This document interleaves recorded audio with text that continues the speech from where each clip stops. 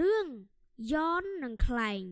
ខេត្តសៀមរាបនៅរដូវរំហើយក្មេងៗជាច្រើននាំគ្នាលេងបង្ហោះខ្លែងនៅលើវាលស្មៅមួយនៅឯខាងក្រោយភូមិពួកគេបង្ហោះលេងយ៉ាងសប្បាយរីករាយជាមួយគ្នាក្រោយពីសម្រាកពីការសិក្សារៀនសូត្រមីងយ៉េតមកពីច្រូតស្រូវវិញឃើញកូនកំពុងបិទឫស្សីនៅក្រោយដើមស្វាយគាត់ក៏សួរកូនយ៉តធ្វើអ្វីហ្នឹងយ៉តឮម្ដាយសួរគេងាកមករកម្ដាយរួចតបខ្ញុំធ្វើខ្លែងណាម៉ែមីងយ៉េតបន្តប្រយ័ត្នមុតដៃណាយ៉តតបកូនធ្វើបានមិនអីទេម៉ែ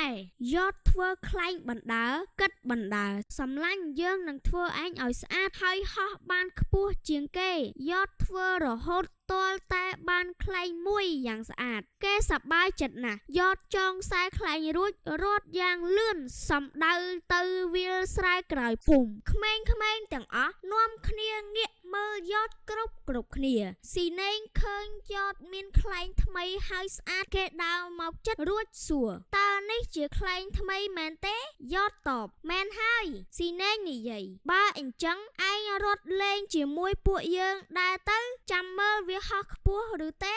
យ៉តចាប់ផ្ដើមរត់បង្ហោះជាមួយក្មេងៗទាំងនោះប៉ុន្តែយ៉តមិនអាចបង្ហោះឲ្យខ្លែងខ្ពស់ដូចពួកគេឡើយស៊ីណេងឃើញយ៉តមិនសប្បាយចិត្តនឹងខ្លែងដែលហោះចេះតែធ្លាក់រហូតគេក៏ដើរមកជិតរួចនិយាយមិនអីទេសម្លាញ់នេះប្រហែលជាឯងចងខ្សែមិនបានល្អឥឡូវយើងចងម្ដងទៀតទៅនិយាយរួចពួកគេនាំគ្នាជួយចងខ្សែខ្លែងឲ្យយ៉តបន្តិចក្រោយមកខ្លែងរបស់យ៉តក៏ចងរួចរាល់ហើយពួកគេក៏នាំគ្នាបង្ហោះសាកល្បងប៉ុន្តែនៅតែដូចមុនដដែលយ៉តមិនសប្បាយចិត្តសោះមិត្តរបស់គេបាននាំគ្នាកាន់ខ្លែងរបស់យ៉តម្នាក់ម្ដង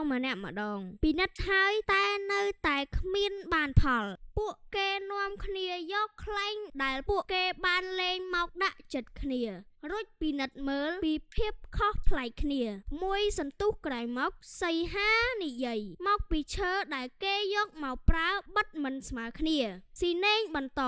មែនហើយកាលណាទម្ងន់វាមិនស្មើគ្នាធ្វើឲ្យវាទទួលខ្យល់មិនស្មើជាហេតុបណ្ដាលឲ្យវាចេះតែធ្លាក់ហោះឡើងមិនរួចយ៉តប្រែទឹកមុខស្រពោនសីហាឃើញដូចនេះក៏និយាយពួកយើងនឹងជួយឯងប៉ុន្តែឥឡូវថ្ងៃជិតលិចហើយពួកយើងទៅផ្ទះសិនចាំពេលព្រឹកពួកយើងនឹងជួយធ្វើឯង